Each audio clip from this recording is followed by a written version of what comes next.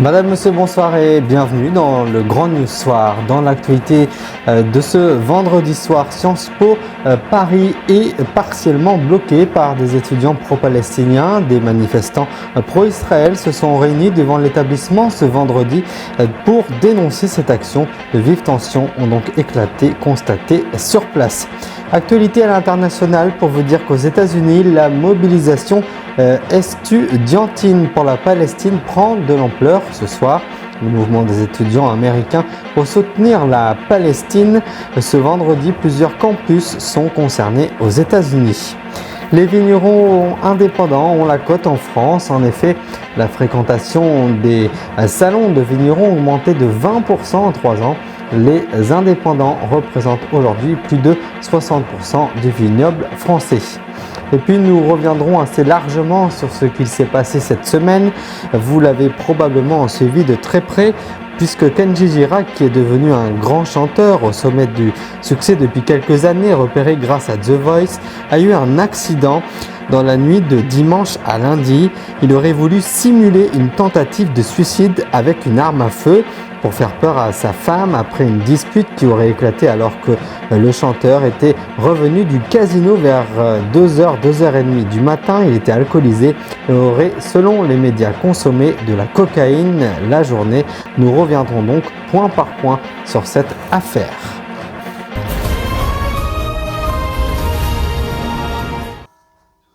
Devant Sciences Po Paris, on a pu observer des cris et les bousculades ce vendredi après-midi. Des militants pro-palestiniens se sont retrouvés devant l'établissement afin de faire face aux pro-Palestine qui occupent l'école. Certains étaient masqués et cagoulés.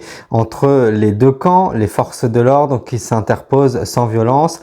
Un peu plus tôt dans la journée, nous pouvions voir à la rencontre le comité pro-palestinien et l'administration Sciences Po qui n'a pas abouti. La cinquantaine d'étudiants a donc décidé de la poursuite du blocage commencé donc la veille. Le récit est signé ce soir, Marc Laurent. Et bousculade devant Sciences Po Paris. Des manifestants pro-israéliens se sont invités en fin d'après-midi pour faire face aux étudiants du comité pro-Palestine qui occupent l'école. Certains sont masqués et cagoulés. Entre les deux camps, les forces de l'ordre s'interposent sans violence. Un peu plus tôt, la rencontre entre ce comité Palestine et l'administration de Sciences Po n'a pas abouti. La cinquantaine d'étudiants a donc décidé la poursuite du blocage qu'ils ont commencé hier soir. Ils réclament que leur école condamne les agissements de l'État d'Israël. On pense que ces événements n'ont pas été traités comme ils auraient dû être traités par la sphère politico-médiatique. Et on a conscience que à Sciences Po, on a, on va dire, peut-être une influence. Pour nous, aujourd'hui, c'est important de venir soutenir ce mouvement parce qu'on estime que Sciences Po ne devrait pas justement céder à cette grande vague autoritaire, mais plutôt être à l'avant-garde d'une forme de résistance. La candidate insoumise aux élections européennes, Rima Hassan, est venue soutenir les occupants qui lui ont même laissé le mégaphone. Je suis véritablement là juste pour vous dire un grand merci. Votre mobilisation honore la France. Là où Sciences Po, malheureusement, est en train de céder. La direction de Sciences Po a décidé de fermer plusieurs locaux de son campus parisien. Elle dit condamner fermement ces actions étudiantes. Ce soir, le préfet de police de Paris a ordonné l'évacuation de la rue Saint-Guillaume en raison de risques de troubles à l'ordre public. Aux États-Unis, je vous le disais tout à l'heure dans les titres, le mouvement de soutien à Gaza prend de l'ampleur ce vendredi 26 avril 2024 sur une grande partie du campus américain. Je pense qu'en manifestant pacifiquement ici, on montre qu'un grand nombre de personnes s'intéressent à cette question et que nous n'allons pas laisser passer.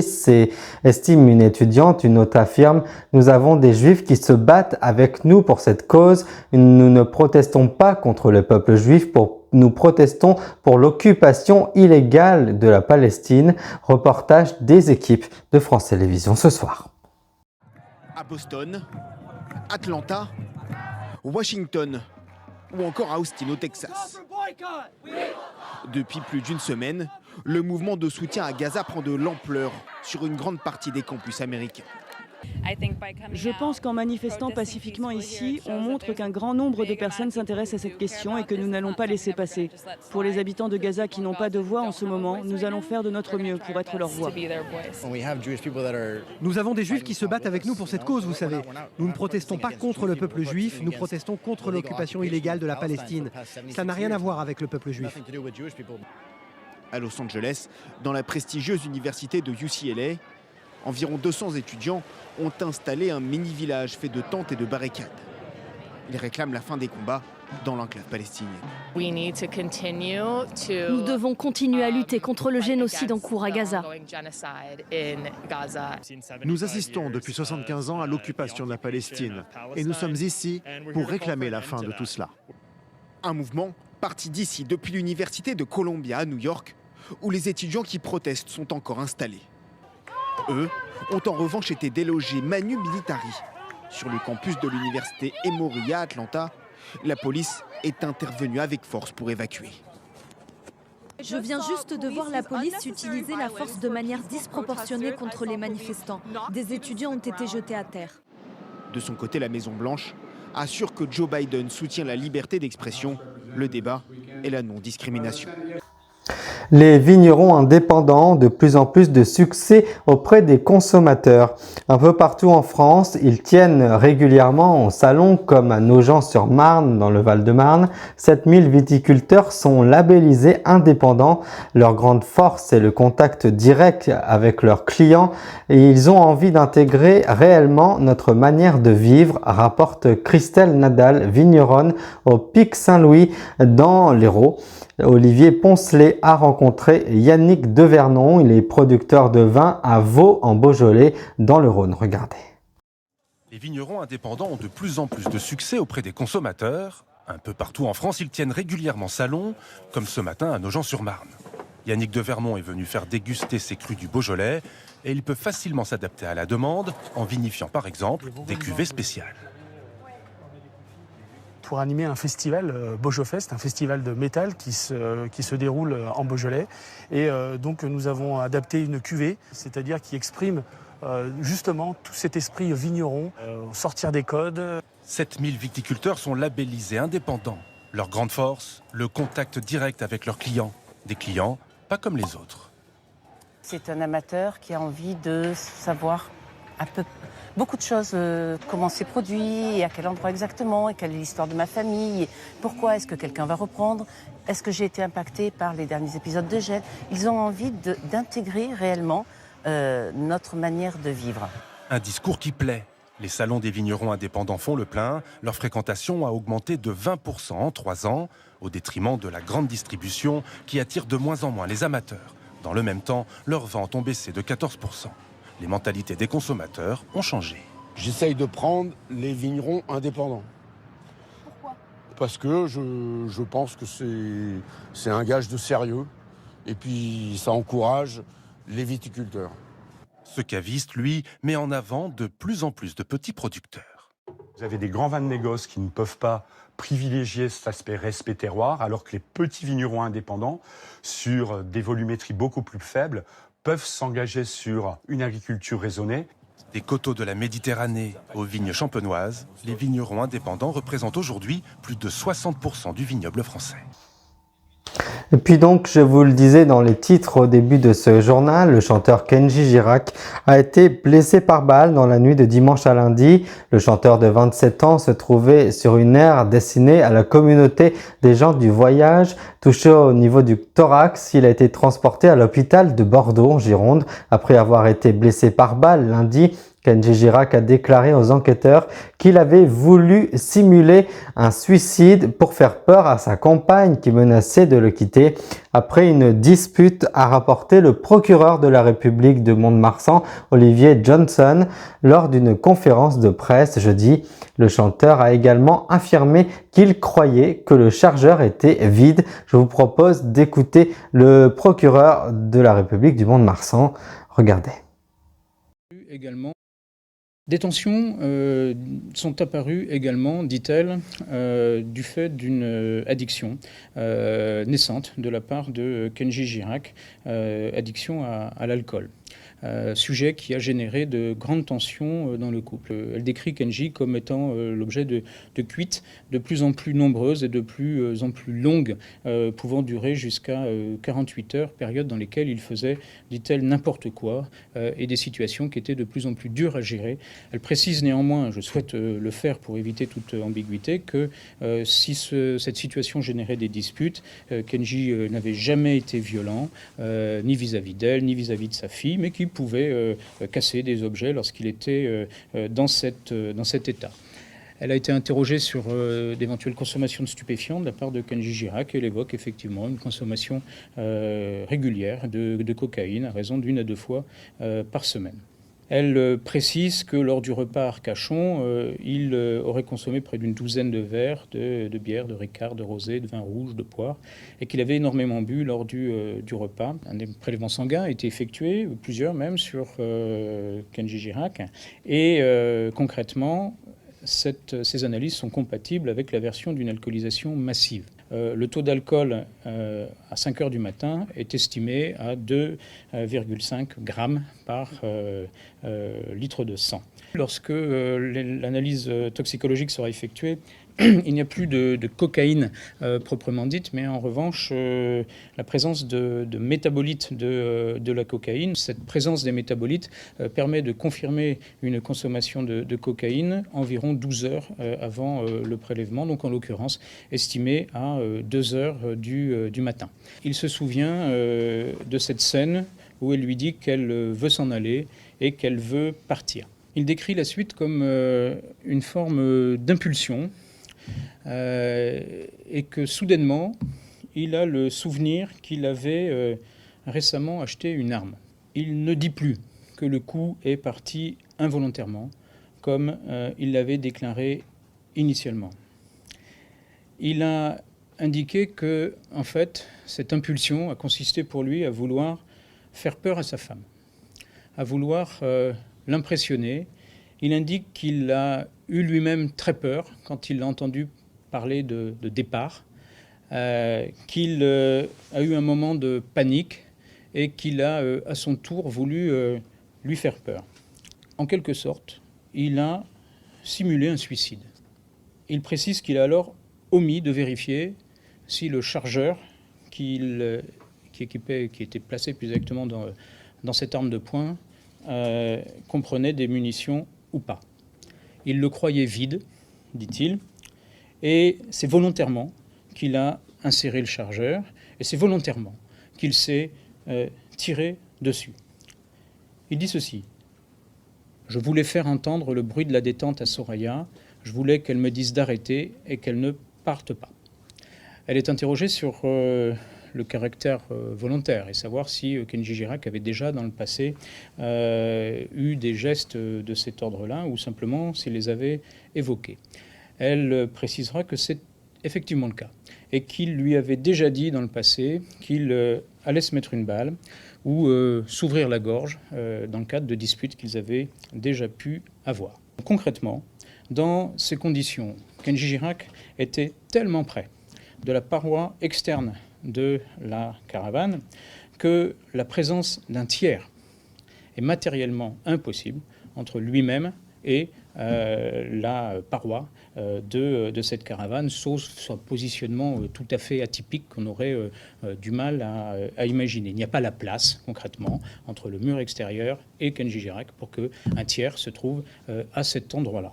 Et là, pour le médecin légiste, nous étions sur un tir à bout portant relativement proche. Les conséquences de ce tir auraient pu être beaucoup plus graves qu'elles ne le sont. Vu le trajet qui a été celui de la balle, elle est passée à proximité immédiate du cœur. Il y a une perforation au niveau d'un poumon. La rate également a été touchée, ainsi que le diaphragme. Aucun organe vital. Les os, les côtes notamment, n'ont pas été touchés. C'est un trajet je n'utiliserai pas de termes religieux en l'espèce, mais peut-être miraculeux, puisqu'il ne touche donc aucun organe vital, alors qu'il y en a un certain nombre sur le trajet potentiel de cette balle. Depuis son lit d'hôpital, le chanteur Kenji Girac a finalement livré sa propre vérité aux enquêteurs en revenant sur ses premières déclarations. Il ne dit plus que le coup est parti volontairement, comme il l'avait déclaré initialement. En quelque sorte, il a simulé un suicide, a commenté Olivier Johnson, procureur donc de la République du Mont-de-Marsan dans les Landes. Reportage de Carole Véron qui nous relate les faits. Depuis son lit d'hôpital, le chanteur Kenji Girac a finalement livré sa vérité aux enquêteurs, revenant sur ses premières déclarations. Il ne dit plus que le coup est parti involontairement, comme il l'avait déclaré initialement. En quelque sorte, il a simulé un suicide. Le chanteur de 27 ans affirme s'être lui-même tiré dans la poitrine. Alcoolique, il avait cette nuit-là 2,5 grammes d'alcool dans le sang et avait consommé de la cocaïne dans un casino. De retour dans le camp de voyage, une dispute éclate avec sa compagne. Elle lui reproche ses excès et lui annonce alors vouloir le quitter. Sur une impulsion, il s'empare de son arme, sans se rendre compte, dit-il, qu'elle est chargée. Il indique qu'il a eu lui-même très peur quand il a entendu parler de départ. Je voulais faire entendre le bruit de la détente à Soraya. Je voulais qu'elle me dise d'arrêter et qu'elle ne parte pas. Selon le procureur, pendant plusieurs jours, une certaine loi du silence règne dans le camp de voyage, compliquant la tâche des enquêteurs. Mais les analyses balistiques confirment finalement cette version. Le coup a été tiré trop proche d'une paroi de la caravane pour qu'une autre personne en soit à l'origine. Un tir qui aurait été réalisé par un tiers est donc écarté. Qu'il s'agisse d'une personne extérieure au camp, d'une agression, ou qu'il s'agisse d'une altercation avec un membre de sa famille, et plus précisément avec sa compagne. Kenji Girac indique regretter fortement son acte. Sauf élément nouveau, l'enquête pour tentative d'homicide sera bientôt classée. Au lendemain d'une conférence de presse au cours de laquelle de très nombreux éléments de la vie privée du chanteur ont été dévoilés, son entourage s'interroge sur les raisons d'un tel déballage, tandis que les deux agents de Kenji Girac ont déclaré dans un communiqué regretter profondément que le procureur ait pu divulguer l'intimité familiale. La famille a fait passer le même message, ne comprenant pas un tel déballage et étalage de la vie privée devant la France entière. Même sentiment chez les fans, jusqu'au chanteur Vianney qui a exprimé son incompréhension sur X, anciennement Twitter. On comprend bien la famille ainsi que Kenji. Nous lui souhaitons de se rétablir au mieux et nous lui souhaitons bon courage et surtout qu'il prenne bien soin de lui. Les Pennes Mirabeau dans les Bouches-du-Rhône est a priori une commune tranquille de 20 000 habitants. Pourtant, pour des raisons de sécurité publique, le maire a décidé d'instaurer un couvre-feu pour les mineurs de moins de 13 ans. Vendredi, ils ne pourront plus sortir après 23 heures sans être accompagnés. Le maire Michel Amiel a avant toute chose souhaité un message aux parents de jeunes visés. Sans les parents, ce n'est pas l'arrêté qui va faire quelque chose, estime-t-il. Reportage des équipes de France Télévisions. Les Pennes Mirabeau, 20 000 habitants, une commune a priori tranquille aux portes de Marseille. Sauf qu'après Pointe-à-Pitre, Béziers et Nice, c'est ici, pour des raisons de sécurité publique, que le maire a à son tour décidé d'un couvre-feu pour les moins de 13 ans. Des mineurs qui ne pourront plus sortir dans la rue après 23 heures sans être accompagnés. Ces jeunes exercent souvent une fascination sur des plus jeunes qu'eux encore, c'est-à-dire des gamins de 13 ans. Et c'est suite à ce constat qu'on a décidé d'envoyer un message à la population, mais principalement aux parents de ces jeunes, parce que sans les parents, c'est pas l'arrêté qui va faire quelque chose. Donc c'est pour créer en quelque sorte une espèce de choc psychologique. Une mesure diversement appréciée par les habitants. Les petits à 13 ans, ils n'ont rien à faire dehors. Je ne pense pas qu'il y ait des enfants seuls qui traînent. Depuis l'Aveyron où il était en déplacement hier, le ministre de l'Intérieur Gérald Darmanin a salué l'instauration de ces arrêtés municipaux. Je suis favorable au couvre-feu qui touche les mineurs. Les mineurs, ça doit être chez eux, chez leurs parents. Et les maires, je les soutiens. Ancien sénateur classé à gauche, le maire des Pennes-Mirabeau avait rédigé 2 rapports parlementaires sur les mineurs. Son opposition municipale parle, elle, d'un coup de com' politique et préférerait le retour d'un accompagnement social des familles dans les quartiers. Et avant de refermer ce journal, je vous en rappelle l'une des principales informations qui a été extrêmement médiatisée tout au long de la semaine. Kenji Girac, âgé de 27 ans, ce chanteur qui a été connu grâce à The Voice, a été blessé par balle dans la nuit de dimanche à lundi. Le chanteur qui se trouvait sur une aire destinée à la communauté des gens du voyage, touché au niveau du thorax. Il a été transporté à l'hôpital de Bordeaux. Après avoir été blessé par balle lundi, il a déclaré aux enquêteurs qu'il avait voulu simuler un suicide pour faire peur à sa compagne qui menaçait donc de le quitter après une dispute, a rapporté donc le procureur de la République du Mont-de-Marsan. Nous lui souhaitons donc de se rétablir au mieux et au plus vite et nous lui souhaitons bon courage. Fin de ce journal, merci de l'avoir suivi. Nous ne nous retrouverons pas demain dans le Grand News Midi, mais dans le Grand News Soir. Désormais, chaque soir de week-end, je vous retrouverai donc pour le Grand News, les éditions du soir. Je vous souhaite une très belle soirée. Prenez soin de vous. À demain.